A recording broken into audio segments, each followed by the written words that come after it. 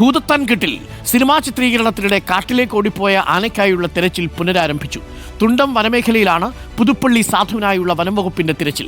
ആനകൾ തമ്മിലുള്ള ഏറ്റുമുട്ടലിനിടെ കുത്തേറ്റ ആന കാട് കയറുകയായിരുന്നു. വിജയ് ദേവരക്കൊണ്ട നായകനാകുന്ന തെലുങ്ക് ചിത്രത്തിനായാണ് ആനകളെ എത്തിച്ചത്.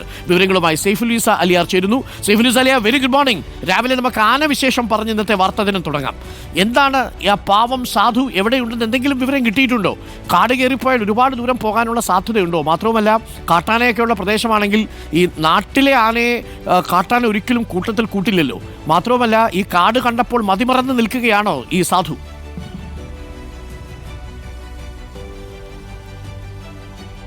Good morning Arunkumar. ഞാനിപ്പോൾ ഉള്ളത് തുണ്ടം വനമേഖലയിലാണ്. ഇന്നലെ ഈ വനമേഖലയിൽ സിനിമാ ചിത്രീകരണത്തിനിടെയാണ് ഈ പുതുപ്പള്ളി സാധു എന്ന് പറയുന്ന ആന കാട്ടിലേക്ക് ഓടിക്കയറിയത്. 5 ആനകളായിരുന്നു സിനിമാ ചിത്രീകരണത്തിനായി ഉപയോഗിച്ചിരുന്നത്. തെലുങ്ക് സിനിമയായ വിജയ് ദേവരക്കൊണ്ടയുടെ ചിത്രത്തിന്റെ ഷൂട്ടിങ്ങിനായാണ് ഈ 5 ആനകളെയും ഇവിടെ എത്തിച്ചത്.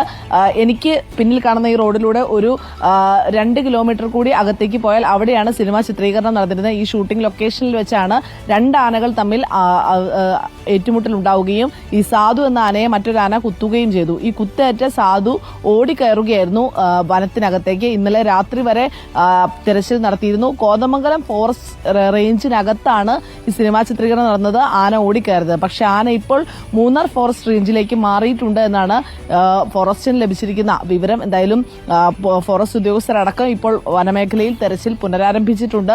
അല്പസമയത്തിനകം ഇവർ വനത്തിലേക്ക് കയറിയിട്ടുണ്ട്. പക്ഷെ അവിടെ നിന്നുള്ള കൂടുതൽ വിവരങ്ങളൊന്നും നമുക്ക് ലഭ്യമായിട്ടില്ല. നമ്മളിപ്പോൾ അവിടേക്ക് പോയപ്പോഴും ഉദ്യോഗസ്ഥർ അകത്തേക്ക് പോകുന്നതേ ഉള്ളൂ. നമുക്ക് റേഞ്ച് ഇഷ്യൂസ് ഉള്ളതുകൊണ്ട് നമ്മൾ കുറച്ച് മാറി ഇവിടേക്ക് വന്നിട്ടാണ് ഇപ്പോൾ ലൈവ് നൽകുന്നത്. ഇതിനുശേഷം നമുക്ക് വീണ്ടും അകത്തേക്ക് ചെന്നാൽ മാത്രമാണ് ഇതിന്റെ കൂടുതൽ വിവരങ്ങൾ ലഭ്യമാവുകയുള്ളൂ. നിലവിൽ ആനയെ തേടിയുള്ള അന്വേഷണം നടക്കുകയാണ്. പ്രധാനപ്പെട്ട ഒരു കാര്യം, ആനയ്ക്ക് കുത്തേറ്റിട്ടുണ്ട്. ഈ സിനിമാ ചിത്രീകരണത്തിനായി ഇത് നീക്കം ചെയ്തിരുന്നു എന്നാണ് അറിയാൻ സാധിക്കുന്നത്. ആയിരിക്കാം ഈ ആന ഓടിക്കയറാൻ കാരണം. അതല്ലെങ്കിൽ ആനയ്ക്ക് അങ്ങനെ ഓടിപ്പോകാൻ സാധിക്കില്ല. എന്തായാലും പാപ്പാനെ ആക്രമിച്ച ശേഷം ഈ ആന കാടിനകത്തേക്ക് കയറുകയായിരുന്നു. അതിനുശേഷം തെരച്ചിൽ നടത്തിയെങ്കിലും ഈ ആനയെ കണ്ടെത്താനായില്ല. പ്രധാനപ്പെട്ട കാര്യം, ആനയ്ക്ക് കുത്തേറ്റിട്ടുണ്ട്. അതുകൊണ്ട് തന്നെ ഏതെങ്കിലും രീതിയിൽ അവശ്യ നിലയിൽ എവിടെയെങ്കിലും കിടക്കുന്നുണ്ടോ എന്നാണ് ആദ്യഘട്ടത്തിൽ ഫോറസ്റ്റ് ഉദ്യോഗസ്ഥർ അന്വേഷിക്കുന്നത്. മറ്റൊരു കാര്യം, കാട്ടാനകൾ ഏറെയുള്ളൊരു പ്രദേശമാണ് ഈ ഭാഗത്ത്. എപ്പോഴും ഈ ജനവാസ മേഖലയിൽ ആന ഇറങ്ങുന്ന ഒരു പ്രദേശം കൂടിയാണ്. അതുകൊണ്ട് തന്നെ കാട്ടാനകൾ ഏറെയുള്ള സ്ഥലത്തേക്ക് ഇങ്ങനെ ഒരു നാട്ടാന എത്തിക്കഴിഞ്ഞാൽ അതിനകത്തും ഒരു ഏറ്റുമുട്ടൽ ഉണ്ടാകാനുള്ള സാധ്യതയുണ്ട്. അതും ഫോറസ്റ്റ് ഉദ്യോഗസ്ഥർ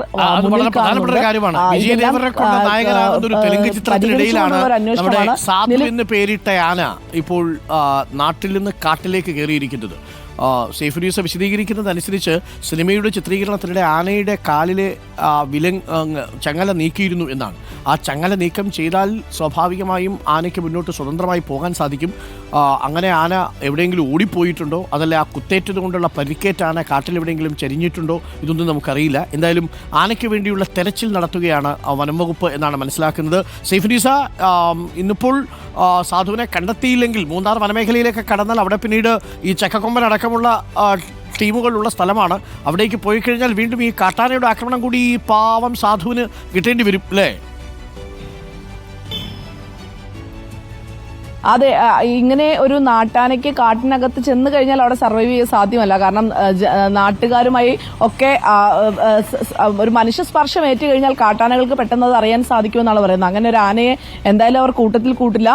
ആക്രമിക്കാനാണ് സാധ്യത, തുരത്തി ഓടിക്കാനാണ് സാധ്യത. പക്ഷേ നിലവിൽ ഈ ആനയ്ക്ക് കുത്തേറ്റിട്ടുള്ളത് കൊണ്ട് തന്നെ അവശ്യ നിലയിലാണ്.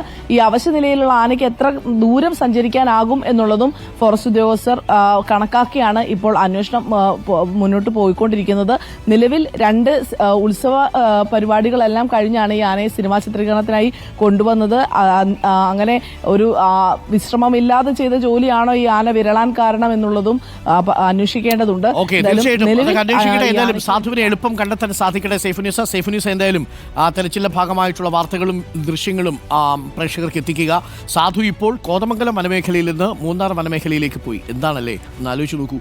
ഒരു ആന കാട് കണ്ടപ്പോൾ ഓഹോ കാട് എന്ന് കരുതി നമ്മളെയൊക്കെ പോലെ ഇങ്ങനെ അലഞ്ഞു തിരിഞ്ഞ് നടന്നിട്ടുണ്ടാകുമോ എന്നുള്ളതാണ്. പക്ഷെ അങ്ങനെ ആണെങ്കിലുള്ള പ്രശ്നം, കാട്ടാന കണ്ടാൽ ഈ നാട്ടാനെ ചിലപ്പോൾ ആക്രമിക്കാനുള്ള സാധ്യതയുമുണ്ട്.